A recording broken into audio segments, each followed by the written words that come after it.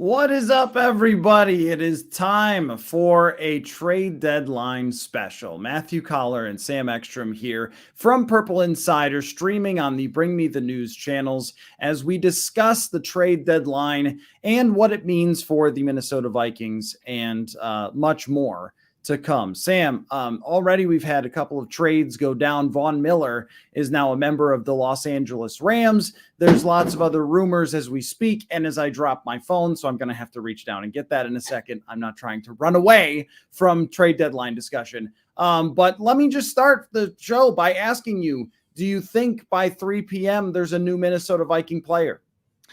Well, defensive end would have to be the target, right? I mean, when you lose a guy of that caliber for the year and you have the dismal depth that the Vikings now have, that makes sense.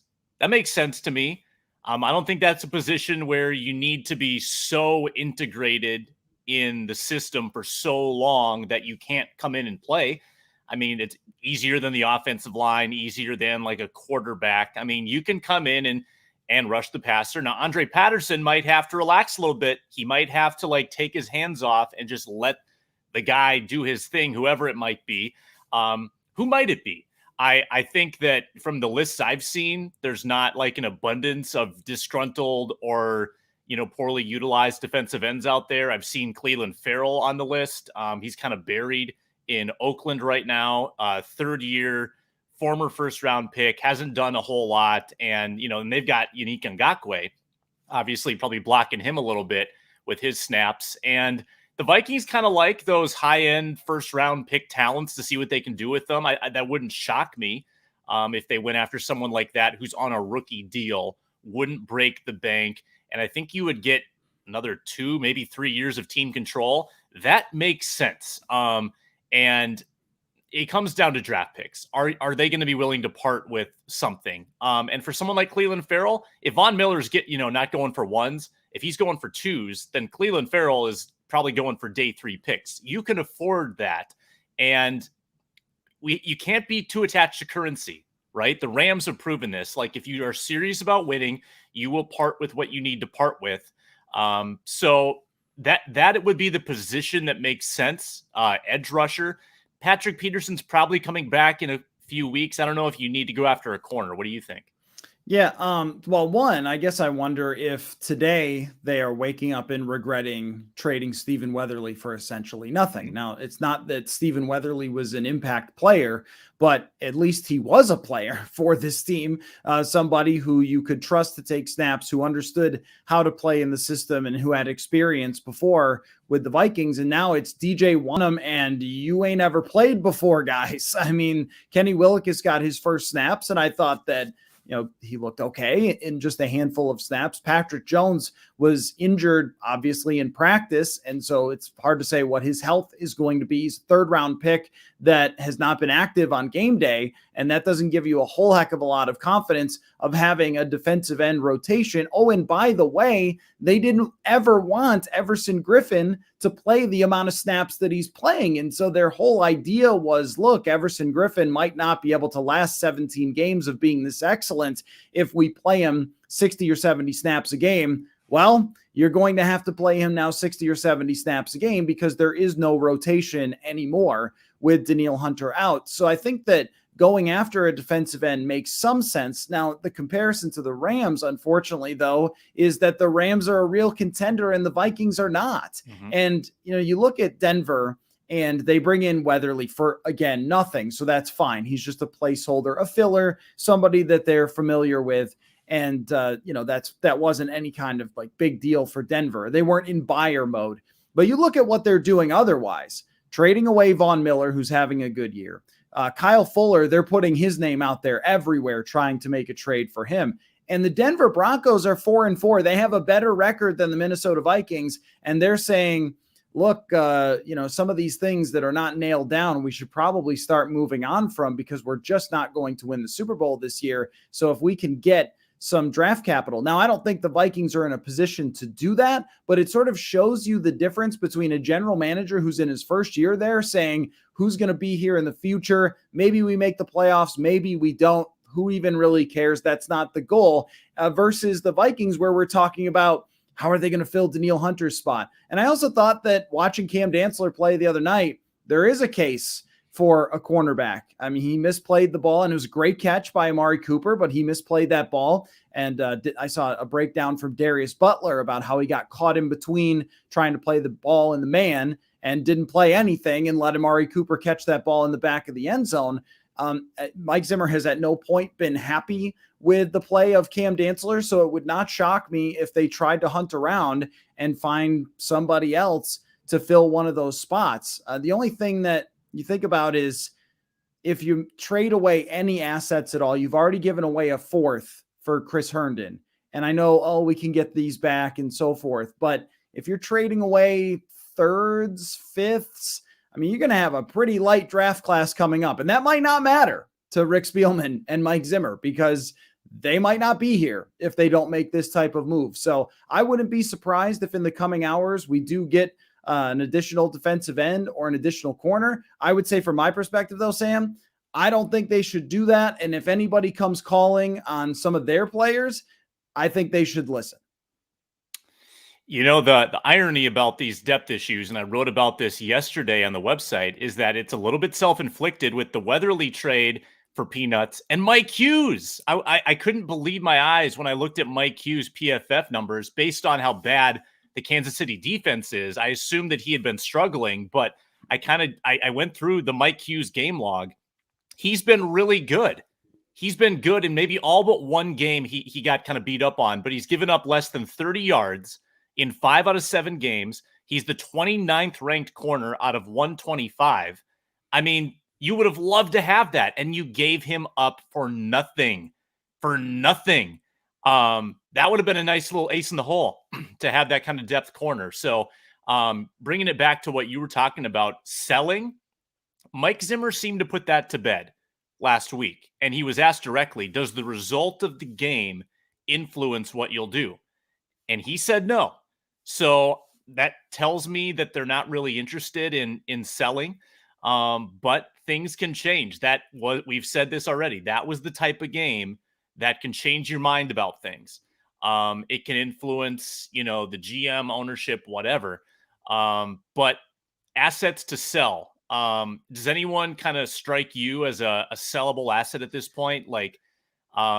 Because your depth isn't good, right? So if you're selling assets, I'm not sure that you have backups that you would want playing or believe can play. And if you still have playoff aspirations, and I don't think this team is pulling a Broncos, even if they should, they're going to try to make the playoffs. And, maybe it's a little more attainable for Minnesota in the NFC, which bottoms out after the top 5 teams, than the AFC, which has a lot more parity.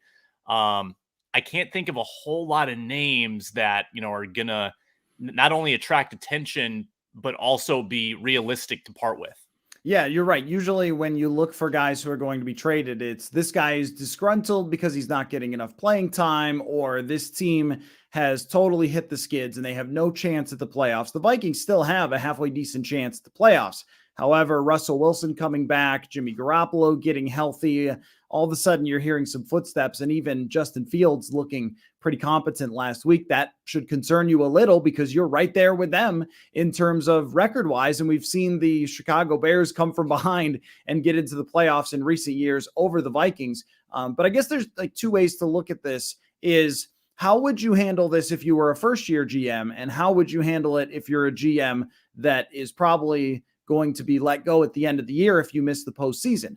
That's the position that they're in, of course, the latter. But if you were a first-year GM, you might look at this team and say, wow, there's a lot of flaws here. And if I'm being very efficient and prudent about this, I think I'm making phone calls about Dalvin Cook. And I'm saying, hey, any of you win now teams, are you interested in giving me way too much for Dalvin Cook? Now, Dalvin Cook is terrific, and I'm not saying that there's any reason or anything about the way he's played that is saying get rid of him. I'm not trying to say that. But if you were just looking at it as a long-term plan, you're talking about an older running back who is consistently banged up, and you have other running backs who are good. I'd like to see Kene Nwangwu play. Alexander Madison as RB1 for a full season would be kind of interesting to find out, because I think he's a very good player. And there's always going to be somebody who's desperate and crazy. I think that the Rams are desperate and crazy. I mean, you're giving up a lot of draft assets for one pass rusher who, is good, but I mean, I don't know if that's the difference between the Los Angeles Rams and a Super Bowl or not. That seems to be very much a all-in type of play that we've seen blow up in the past when the Vikings make it. So I think you'd be talking about, older players who are good. Anthony Barr would be another example here that you'd be trying to shop and see if you could get maybe more from a desperate team. The position they're in right now is much more, we have a new hole to fill. The only problem with that, though, Sam, is, I mean, who are you getting on this day that isn't Von Miller, for example, that costs a lot, that is going to do anything remotely close to fill the shoes of Danielle Hunter? I mean, there's a reason why Farrell's not playing in Las Vegas. You said Oakland earlier, by the way. That's a penalty. Shoot. But yeah, I know it happens. But, he's not playing for a reason, right? Because they found other guys who are better. And I don't look at anybody on the trade market that's going to be of reasonable cost that they can bring in and say, okay, now this guy, he's filling those big shoes that Danielle Hunter leaves with his injury.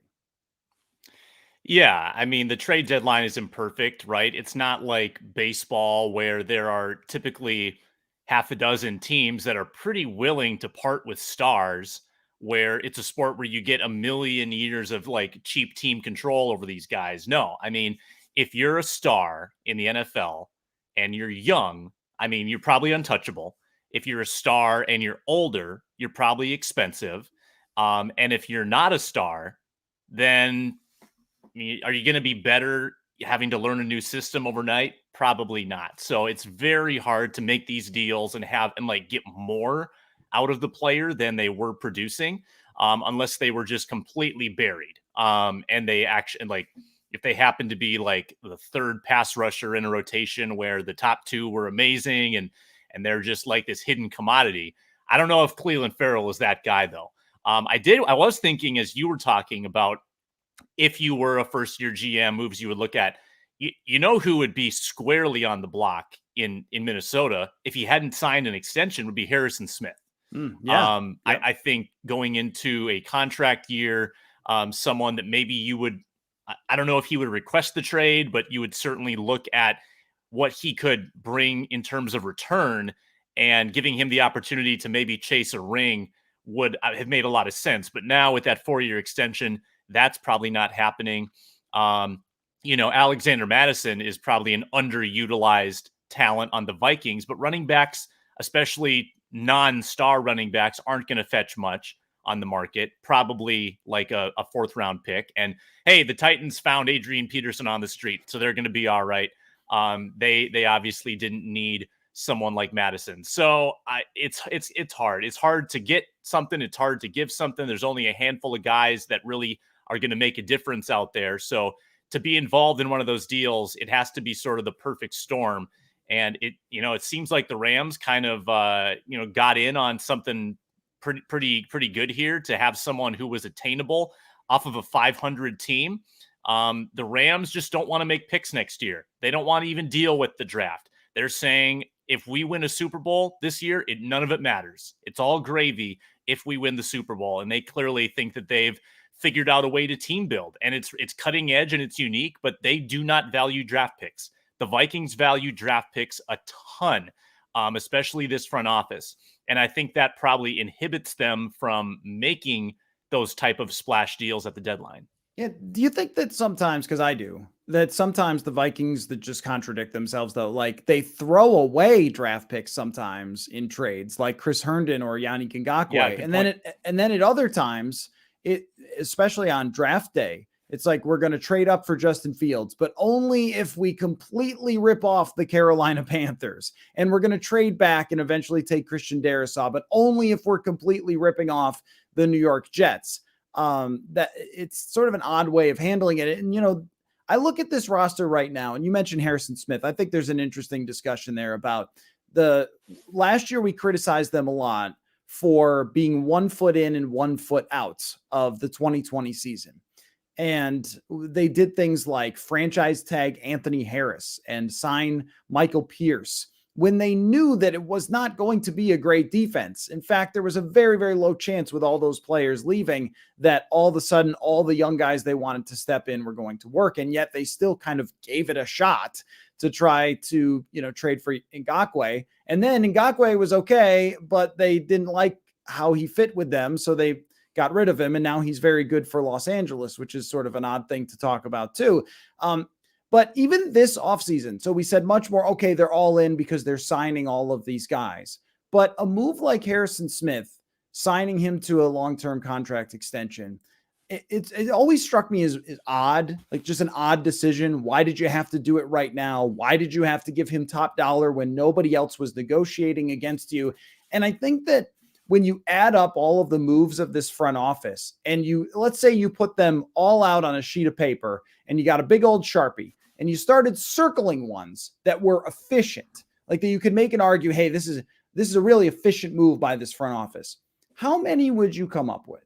I mean, there's a handful. I'm not saying they've never done anything efficient, but when you, and this is sort of a Rams point too, when you do things inefficiently for a long time, it catches up with you. And I think that that's where we're at now, where Danielle Hunter goes out and, hey, it's not Vinny Curry or some veteran player who steps into that role. It's going to have to be DJ Wanham and then other dudes. And that's their roster. And Mike Zimmer talked about it in the training camp at preseason. This is our roster. Anybody gets hurt, we're in big trouble. Well, now you're in big trouble. And you're already in big trouble because you're 3-4. But I just find it interesting that I think they've put themselves in this position with having so little depth by making a lot of moves that you would not say were the statistically or whatever efficient thing to do.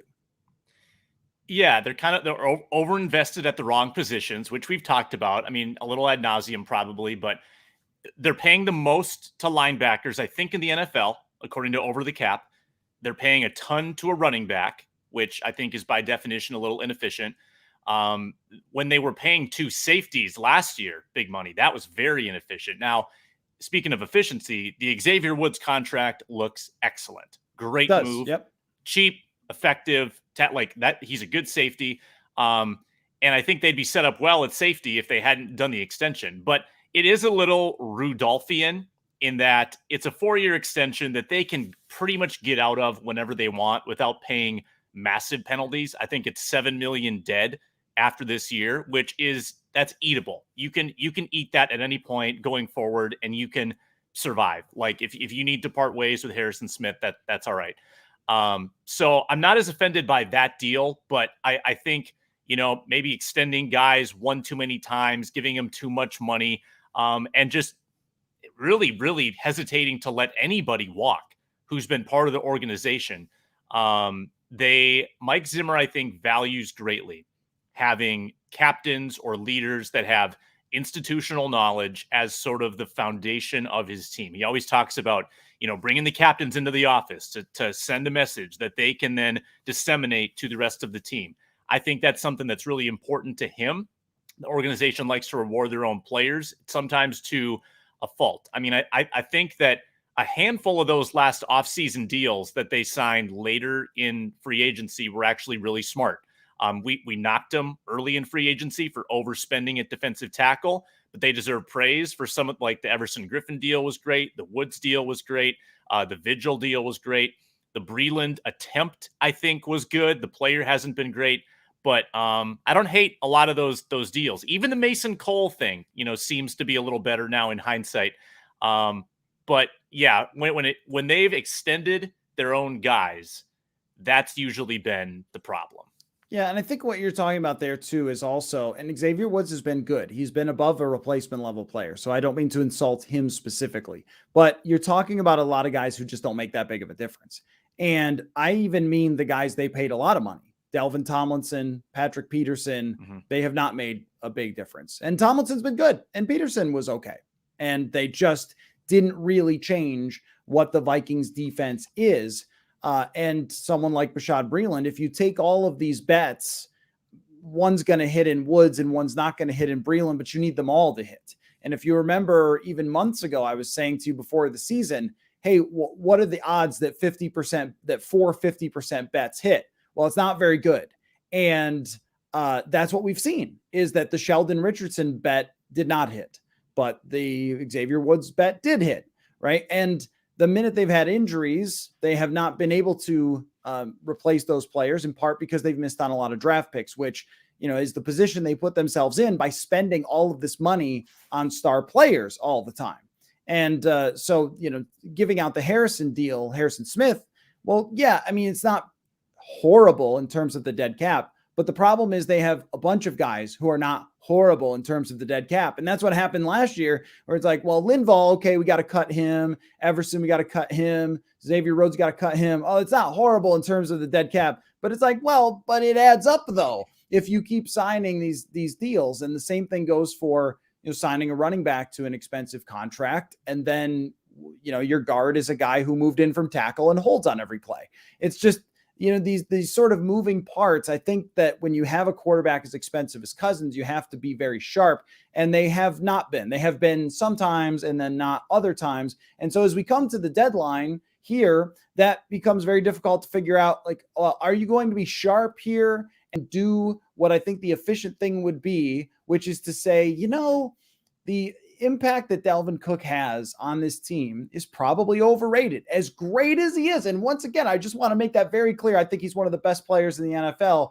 at his position, top 2. Now that Derrick Henry's out, he might be the best running back in the league. But, the Panthers signed Christian McCaffrey to a long-term deal. He's been hurt most of that.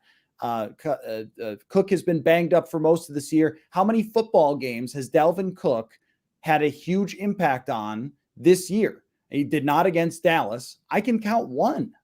Arizona is really the only game, and Alexander Madison was good in the other ones. So there's always been this push and pull of, hey, you guys, it'd probably be more efficient to trade Harrison Smith as much as you love him. They're like, no, we're going to sign him to a massive contract that for his age is not something anybody else is doing.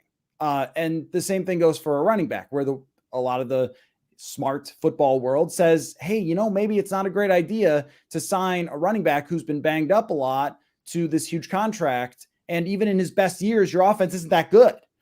And they say, no, he's the center of our offense, right? I mean, doesn't it feel like you have kind of a little bit of that maybe indignation, or like you said, loyalty to their players, and say, we drafted this guy. This guy is our star, Anthony Barr. He wants to be here. We got to make sure we keep him. And that's in part how they've gotten to this position, where as soon as one guy goes down, we go, oh no. Well, I will say this. Number one, there's not going to be a Herschel Walker return if you were to make that trade. I think that other teams that need running backs are going to go get Adrian Peterson and pay $800,000 or whatever it might be. There's also a reason why the Gophers are on their 5th string running back and are still running the heck out of the ball. It's because a lot of guys can do it. So no Herschel Walker deals probably if you pull the trigger there. But what was your question?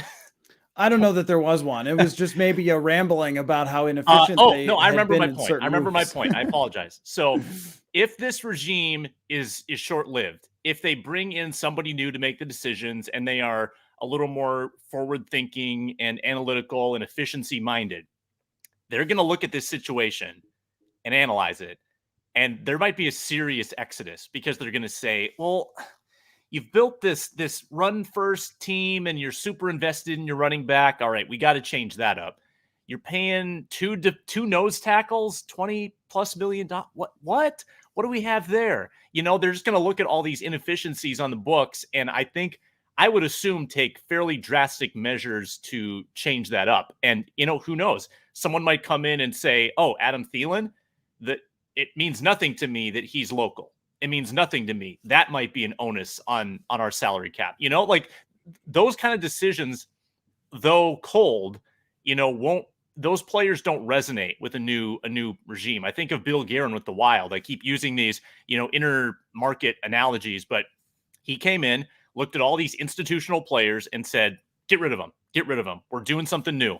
And now they're all gone, and the Wild are much better for it. And sometimes you just need those fresh eyes, and you need to untether yourself from that loyalty in order to see kind of an impartial view. And this front office might be a little clouded. And And for that reason, I don't think we see anything drastic at this deadline coming up.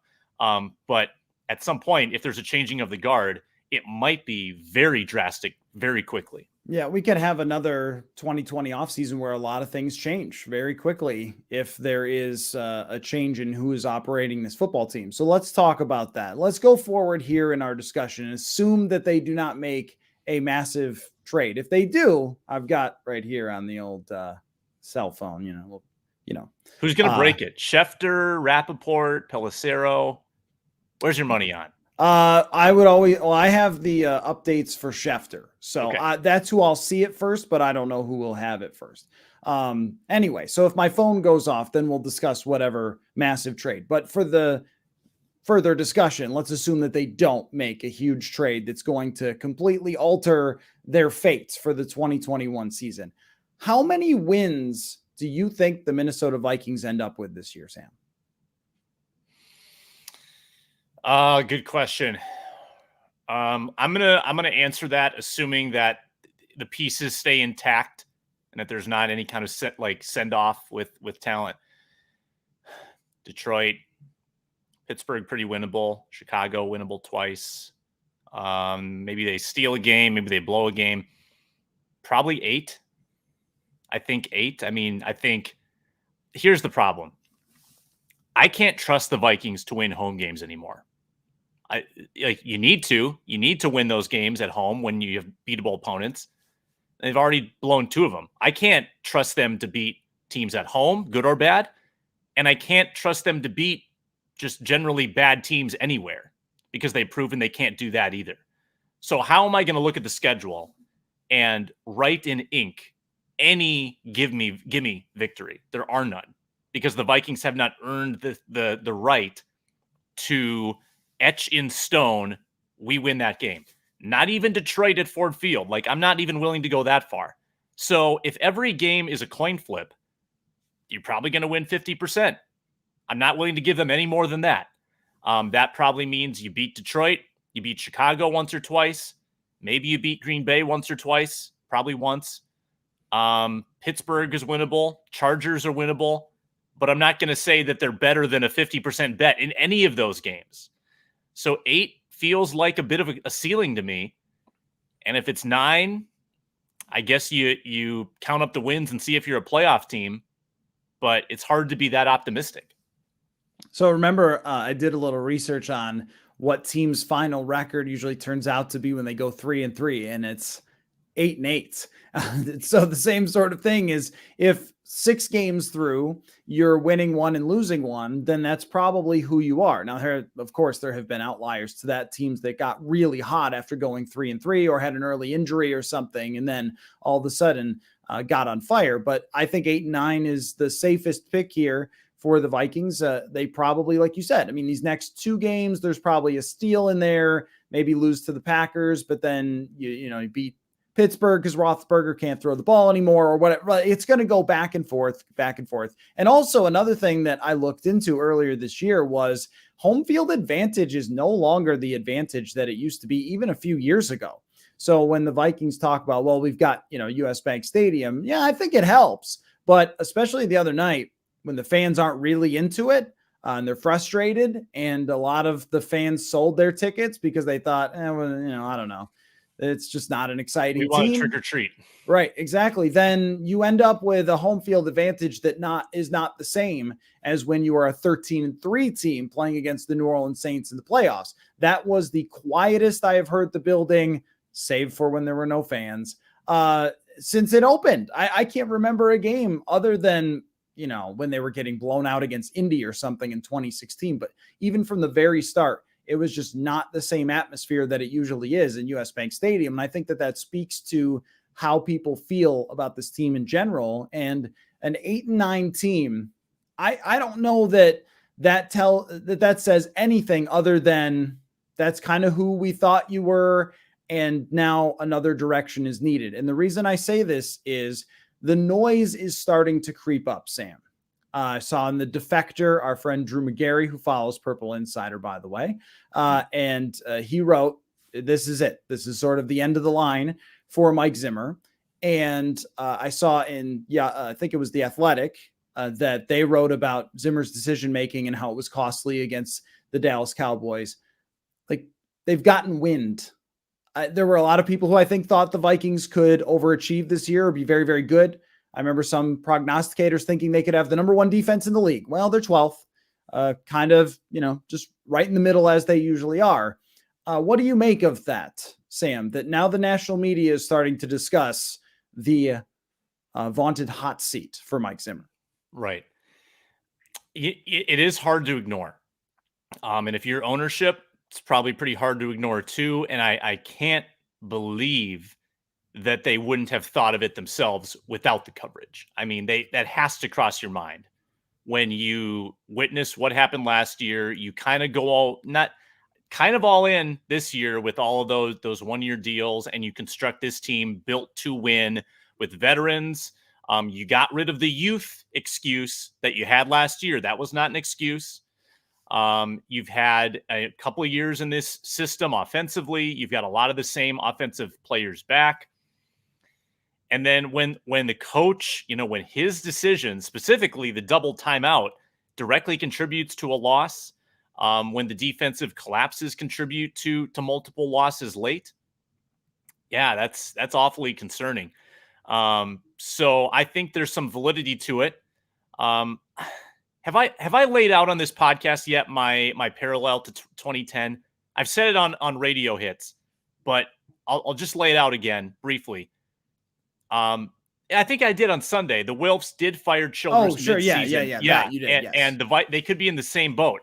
I thought you were going to say the roof was going to collapse. Yeah, I don't know if that's going to happen. I mean, figuratively, but maybe not literally.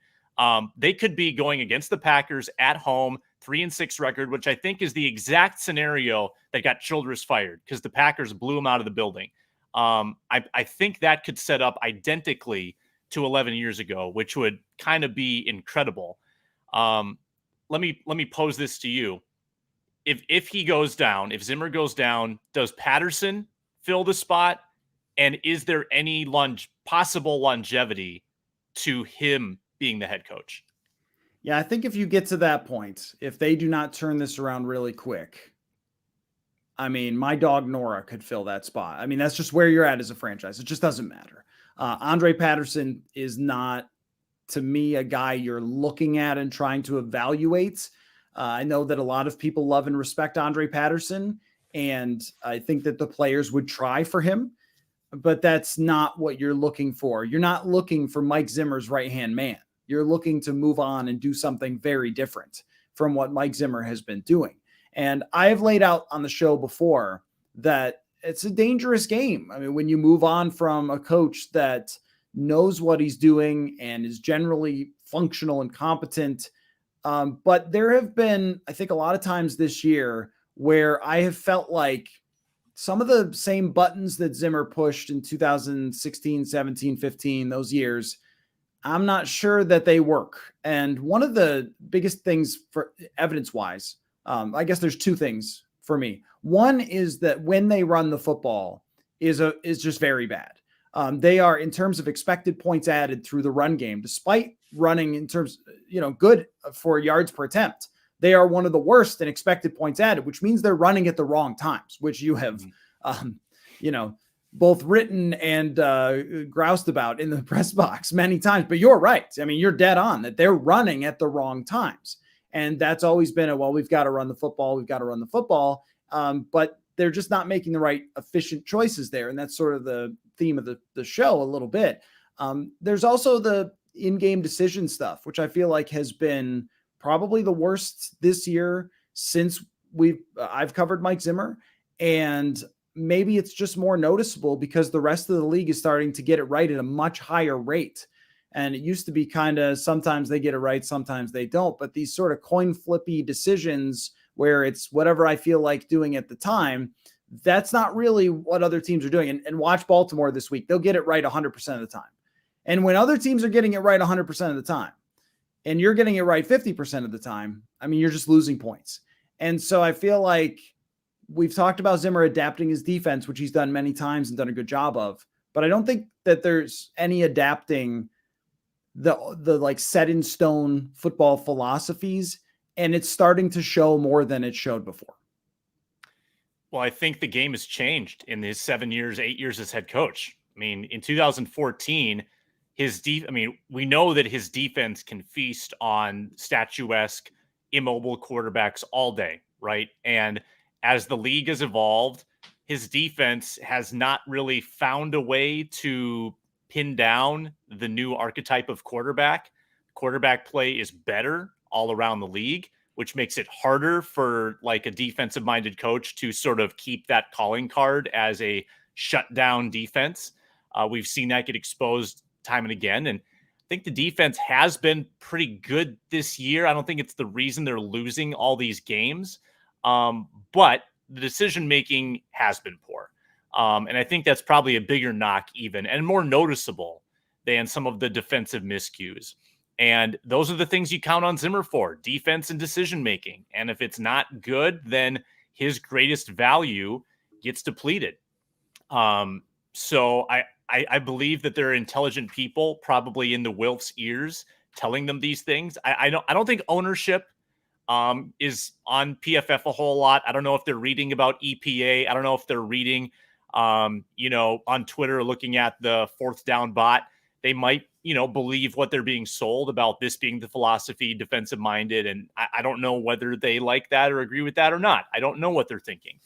But I think the Wilfs are smart enough to trust people that give them good advice. And I imagine that they're aware of sort of the rumblings and why this coaching staff might be viewed as a little bit archaic and need a freshener. So that I would love to get in their head. I would love to hear more from the Wilfs, but we're never really going to know kind of where their head is at. They don't have a lot of mouthpieces, I don't think, in town. Right. It's hard. They are very much an enigma. Yeah, the tough part of it to figure out is if they set a playoff edict and they make the playoffs at 7-10 or something. Like, I don't know if that's what you meant if you said that. But that's why I think that the national media part of this is very relevant, because I do think that there's a lot of attention paid from them to how the national media is presenting their franchise, which, heck, I mean, if I owned the team, I would do the same thing, right? I'd watch NFL Network and ESPN all day, and I'd be like, talking about my team. What are they saying about my team, right? If I owned it, that's how I would do it. And I think when the narrative in the national media shifts to, oh my gosh, you lost another game in astonishing fashion, and now the local newspaper that I'm sure that they pick up and it says, Andy Dalton, Chase Daniel, you've done this a bunch of times. And it breaks down using a little more statistics if you're looking at, say, Purple Insider, about how the decisions weren't right and things like that. And I think that stuff does build up on an ownership when the national media and sort of there's a wall of sound coming at you saying, look, I mean, where you're at right now as a franchise is just not very good. Plus, they've got 2 eyeballs, right? I mean, or 4, I guess, with Mark and Ziggy. If you're at that game and you're so excited, how many times this happened? You're so excited. You got Dallas here. You get a good break. Their quarterback's not playing. The intro to the game was incredible, what they put up on the big screen. They're putting on this grand show. And you come out and you score no points with your expensive quarterback and your superstar receiver and your expensive running back and the offensive line that you put together for the umpteenth year that can't block, a good defensive line. And the team that's sort of the big frills and all that sort of stuff, Dallas, they get to own the spotlight again from you. And the number of times that that's happened, it just adds up. And so I guess I was going to ask, is there any way out of this? Like, is there any plan? Because with Danielle Hunter out, I don't know what the plan is. And yesterday, you were on those calls. Did they have answers? Did it sound like they had answers? It really didn't. I wrote it for our site. Like, it just doesn't sound like there's answers now. Everyone's just going, I don't know, man. We just have to play better, I guess. Right. Well, one of the news people asked a couple players and Mike Zimmer, is a shakeup maybe required? And I guess it's hard to know what the question asker had in mind, but the answer from Zimmer was basically, well, wait a minute. We were aggressive yesterday. We did this, we did that. It was a little bit of excuse making, to be honest with you. It wasn't like we have to, we need to take a hard look at what we're doing. We need to, we need to fix this. We're going to look at everybody. Nobody is safe. No one's starting rollless. It wasn't that.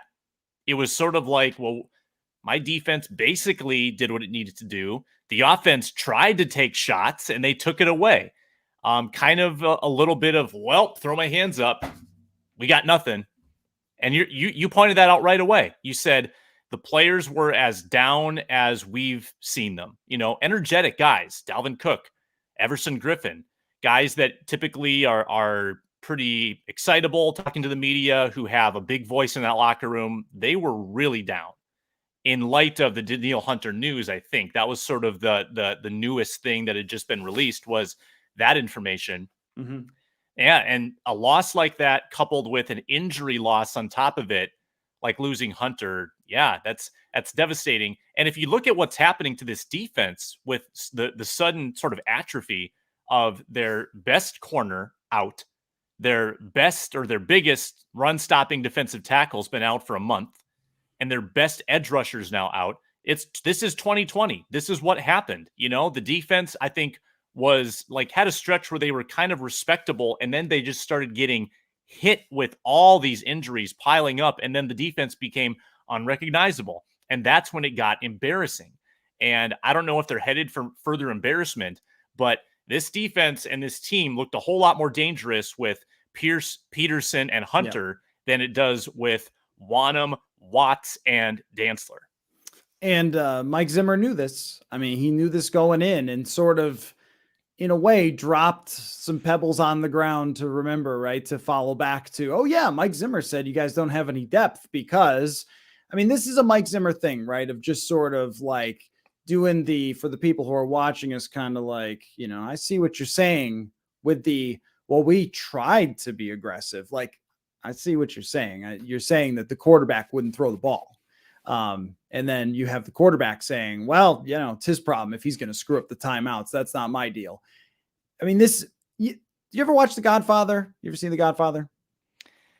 If you ask me if I've seen any movie ever, there's a 80% chance I haven't. So okay. No. There's no problem. It's no problem, because most people have seen The Godfather. And if you don't, I need agree. to know It's the embarrassing. reference. So Marlon Brando, he's the Godfather, and then that sort of thing. And, you have, actually Godfather 2 is the reference. So Al Pacino, and he is looking to make a big change, and he's going to murder a bunch of people and stuff. And so Tom Hagen is his, he's like his right-hand man kind of thing. So he demotes him, and he says, you're not a wartime consigliere. Okay. So he's basically, right. So he basically says, look, Tom, it's just, you're not built for this. And over the years, Mike Zimmer, when it comes to things falling apart, tends to fall them apart more than he does to fix them. And now in 2017 and in 2015, there were, of course, bumps in the road as there are in an NFL season. And the train kept on the tracks because the defense was very good.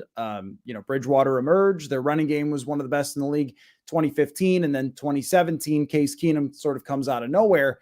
And so there was drama for sure in 2017. But a lot of other things went right. Like Rodgers got hurt too and that kind of thing. But think about 2016. We have the players going rogue by the end of the season, just doing their own thing. 2018, you've got an offensive coordinator fired when things go down. 2020 drama on the sideline, final game of the season. Yep. 2020 last year, Mike Zimmer is calling his defense bad by the end of the year, and they're giving up 52 points against the Saints. And here we are again in sort of another tense situation. And what we have is, we were calling aggressive plays. I don't know what the players were doing. You know what I mean? So I guess like wartime consigliere, you're not a guy when things fall apart that holds it together. I look at Mike Tomlin like that. Like the Pittsburgh is always have it. It's always like, oh, Pittsburgh's done. And then they're not somehow. So it ends up usually getting worse. So I guess it's hard for me to see a path, was the whole point of this Godfather reference, is that it's hard to see a path. If it was the Lions next and then the Texans, that would be your path, but it's not the Lions and the Texans. It's very hard for me to see, hey, you can do better than 8 wins this year. Yeah, I think when you look at when the Vikings have gone on runs, they usually sort of tread water through a tougher stretch and then they get a reprieve and that propels them, like 2017 getting the Bears on Monday night and Mitch Trubisky's debut, after Diggs' sick gate, getting the bad Giants team that they could beat up on. Yep. Last year, even, after the bye, granted, they did beat the Packers on the road. I will give them credit for that. But then they got the Lions and the Bears again. And they've kind of been able to right the ship by beating bad teams. But now they've wasted those opportunities. And now they have to face the good ones. And I don't know if they have, this team has never been good at beating good teams. So I don't know what's going to change about this particular situation. Unless your quarterback just decides to play way better. I mean, that's kind of, doesn't that kind of tie it all in though? Like, oh, yeah. you still go, we can knock Mike Zimmer all day and he'll deserve some of it. But if the quarterback plays like he did early in the season, a lot of this would go away. I mean, that does play a huge role and you can't expect him to do it for 17 games because that's not who he is. But you can, I think, expect more from him to kind of try to correct this. And if Cousins doesn't come out of this funk, then the team is not going to come out of this funk. Well, and I would say that when you look at any of the people involved, you could say, well, it's not all Cousins' fault, or it's not all Zimmer's fault, or it's not all Spielman's fault. It's like, it's kind of all your fault, though. Like all of you, that this has not worked since 2018. If this was just, if this was the first year of Cousins, we'd be going, oh man, they need to turn some things around, but there's plenty of time to go. Well, this is a huge sample size of the same sort of results. I want to ask you one more thing before we wrap up. Mm-hmm. You ever cover somebody who got fired? This is funny because I moved to the Twin Cities in 2014. I was on the Vikings beat and the Gophers basketball beat. So obviously 2014, Zimmer just arrived. He has not been fired. Richard Pitino with the Gophers arrived in 2013. You hired me in February. Right. So I quit the Gophers beat and Pitino was fired a month later. So the answer is no. I have never had to cover a fired coach. Okay. I thought that was right. Here's what I'm going to tell you. I've covered a few. Well, Doug Marrone actually quit for the Buffalo Bills, but Chan Gailey, when I first got hired in Buffalo, Chan Gailey got fired not long after that. And also, what's is more apt is the Buffalo Sabres comparison, because if you're a real hockey fan, you'll know this. And if not, just stick with me here. The Sabres went to back-to-back Eastern Conference Championship finals in 06 and 07. They had Danny Briere, Chris Drury, Ryan Miller. They were great. And then the star players kind of got older or signed elsewhere, salary cap problems or ownership problems, whichever it was. And they tried to keep it together. Like, well, Thomas Vanek will do it. And Jason Pominville, Minnesota fans know these guys. They'll pick up the slack and Miller will just carry us. And just like a defense for the Vikings, say, for example, he'll just carry us. And then they sort of made the playoffs and got eliminated, And then it started to slip because a few of their draft picks didn't hit. And then it was, well, now they're going to try to go all in and sign a bunch of guys. And that will do it for Lindy Ruff, who is their head coach. That will do it. We'll sign Christian Ehrhoff. We'll trade for this other guy. We'll sign this other guy. And they missed the playoffs. And then the next year after that was when, I think it was when Lindy Ruff ultimately got fired. And this is what it felt like leading up to that, where Lindy Ruff in his press conferences, who was one of the class people as far as coaches that you'll ever cover. Like, I mean, he could be a little gruff, but, classy in terms of how he handled the questions and everything else when they were struggling or when they were succeeding. He ran out of answers. He just had nothing. Like, I'm sorry, guys. I just don't know. Like we've pushed every button. We've tried every line combination. We've made trades. We've made signings. We have tried to bolster the roster and we're just still here. And that's how I feel right now. And so save for these next two games going 2-0, 3-0, it's really hard to say that there's some button to push or there's some lever to pull where all of a sudden it's different. How many self-scouts are we on now? How many looks in the mirror are we on now? I mean, the whole freaking place is got to be made of mirrors at this point, because everybody's been talking about, well, I got to look in the mirror, got to look in the mirror, got to look inward. I mean, I just, as you're looking at yourself, I don't know that the answer is written backwards on your forehead. Nope, it's not. I've got not much either. And we're a solutions oriented outfit at Purple Insider, and we don't have many solutions either. I mean, there certainly are the obvious solutions like Kirk improves, but I think the better questions are, why is this happening? Why is he struggling? And are there ways to make him play better? Are there ways to improve Mike Zimmer's game management? Like, do the Vikings have a consultant who's helping with this stuff? I don't know. They very well might not. At least in game, I don't think they do. Like things like that, trying to exhaust all avenues. I don't know if that's being done. I'm sure that there's a lot of effort, but what questions are being asked? I don't know if the right questions are being asked to solve the problems. So there's plenty of answers yet to be produced, and a lot more questions, I think, than answers. Yeah, and I'm not really convinced that even just like going for it on 4th down or not calling 2 timeouts, I'm just not really sure that changes ultimately who you are. You might lose an extra game or 2 because of it, but who they are fundamentally in their DNA is not a team right now that can go anywhere, really, I think. So that's exciting, isn't it, to talk about? What a week again. Like it feels like after they barely beat the Lions, where we just went, I don't know, guys. Run the boots more often. I don't know. So Sam, thanks for your time. This was a fun semi-trade deadline special. The NFL trade deadline is not giving us a whole lot to discuss, but maybe it will later. So I appreciate your time. Thank you to all of you who are listening. If you want to hear more discussions somewhat similar to this, Purple Insider Podcast had just had Eric Eager on. Jeremiah Searles and I are going to record an episode later today. So lots coming up on the Purple Insider Podcast, breaking it down. And one thing I can say is it's going to be dramatic. Like this doesn't go easy, right? No matter what way this goes. So it'll be very interesting for us to cover. So thanks a lot for watching, and we will see you next week.